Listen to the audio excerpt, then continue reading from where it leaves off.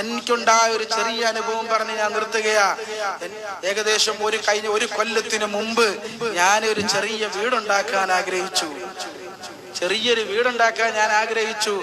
എന്റെ അനുഭവം പറയുന്നത്, ആ സമയത്ത് എന്റെ 2 കൂട്ടുകാർ എൻ്റെ അടുത്ത് മടവൂര് ശൈഖുനായുടെ ഒരുപാട് ആസാറുകളുണ്ട്. അപ്പൊ എന്റെ കൂട്ടുകാരനായ ഒരു സഖാഫിയും ഒരു തങ്ങളും പറഞ്ഞ്, ഹബീബെ നിങ്ങള് ഈ വീടൊന്ന് വലുതാക്കും, പറ്റേ പോയല്ലോ എന്ന നിലക്ക് എൻ്റെ അടുത്ത് പറഞ്ഞു, ഞങ്ങള് നിങ്ങൾക്ക് വേണ്ടിയുള്ള എല്ലാ സഹായവും ചെയ്തു തരാന്നൊക്കെ പറഞ്ഞിട്ട് ഞാൻ ആ വീടങ്ങ് പൊളിച്ചു കളഞ്ഞു. CM വലിയുള്ളാന്റെ ആണ്ടിന് ആ വീടിന് കല്ലിട്ട്.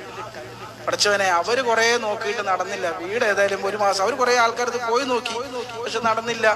അവര് പിന്നെ അവരുടെ ഇതൊന്നുമില്ല. ഞാനാണെങ്കിൽ വാടക വീട്ടിലേക്ക് മാറുകയും ചെയ്തു. വാടക വീട്ടിലേക്ക് മാറുമ്പോ എനിക്കാണെങ്കിലോ ജ്യേഷ്ഠന്മാരോ അനിയന്മാരോ ഒരു ഇല്ല. ബാപ്പക്കാണെങ്കിലോ സുഖമില്ലാത്ത ജോലിക്കൊന്നും പോകാത്തൊരു ഉപ്പയാണ്, പ്രായമുണ്ട്. ഉപ്പ വീട്ടിൽ തന്നെയാ. ഞാൻ പറയുന്നത് എന്റെ അനുഭവം പറയാ. കല്ലിട്ടു. ഏകദേശം 1 മാസമൊക്കെ കഴിഞ്ഞ് അൽഹംദുലില്ലാ കല്ലിട്ടതിന് ശേഷം പണി തുടങ്ങി. അപ്പൊ ആ പഴയ വീട് പൊളിച്ചു കളഞ്ഞപ്പോ എനിക്ക് കിട്ടിയ 40,000 റുപ്യ, ആ പഴയ വീടിന്റെ ജനലും കട്ടള ഇഷ്ടികയൊക്കെ കൊടുത്തപ്പോ ഒരു 40,000 റുപ്യ കിട്ടി. അതിലൊരു 20,000 റുപ്യ കൊണ്ട് ഞാൻ ഒരു വാടക വീടെടുത്തു. ബാക്കി 20,000 റുപ്യ കൊണ്ട് വീടിന്റെ പണിക്കിറങ്ങി. ഞാൻ അൽഹംദുലില്ലാ ഏകദേശം, എനിക്ക് തന്നെ അറിയില്ല, ഒരു പലിശയുമായിട്ടോ ബാങ്കുമായിട്ടോ ഒന്നും ഞാൻ ബന്ധപ്പെട്ടിട്ടില്ല. അൽഹംദുലില്ലാ എന്റെ ഒരേ ഘട്ടങ്ങൾ വരുമ്പോഴും ഞാൻ മടവൂര് ശൈഖുനയോട് പറയും, അതായത് ജനല് വെച്ച് ഇനി സൈഡ് വാർക്കണം, മേള് വാർക്കണം, 4 ലക്ഷം രൂപയാണ് എൻ്റെ അടുത്ത് കോൺട്രാക്ടർ ആവശ്യപ്പെട്ടത്. ഞാൻ എവിടെ പോയി ചോദിക്കാനാ, ആരെടുത്ത് ചോദിക്കാനാ? ഞാൻ മടവൂര് ശൈഖുനാനെ പോയി സിയാറത്ത് ചെയ്തു. അന്ന് രാത്രിയിൽ എന്നെ ഒരാൾ വിളിക്കുന്നു. അയാൾ വിളിച്ചിട്ട് എൻ്റെ അടുത്ത് പറയാ, ഉസ്താദേ ഞാൻ നിങ്ങൾക്ക് അക്കൗണ്ടിൽ കുറച്ച് പൈസ ഇടുന്നുണ്ട് കേട്ടോ, നിങ്ങളുടെ അക്കൗണ്ട് നമ്പർ ഒന്ന് എനിക്കൊന്ന് പറഞ്ഞേരി എന്ന് പറഞ്ഞു. ഞാൻ നമ്മളെ സ്നേഹിക്കുന്ന ഒരാള് അല്ലെങ്കിൽ കാഫിലെ കാണാൻ അതൊന്നും എനിക്കറിയില്ല. ഞാൻ അയാൾക്ക് പറഞ്ഞു കൊടുത്തു, അക്കൗണ്ട് നമ്പരൊക്കെ കൊടുത്തു.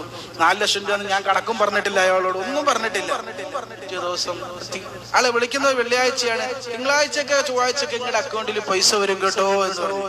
അങ്ങനെ ഞാൻ നോക്കുമ്പോ അൽഹംദുലില്ലാ തിങ്കളാഴ്ച രാവിലെ സുബൈക്ക് എണീക്കുന്ന സമയത്ത് ഞാൻ ഫോൺ എടുത്ത് ഇങ്ങനെ നോക്കിയപ്പം എൻ്റെ അക്കൗണ്ടിൽ 4 ലക്ഷം രൂപ.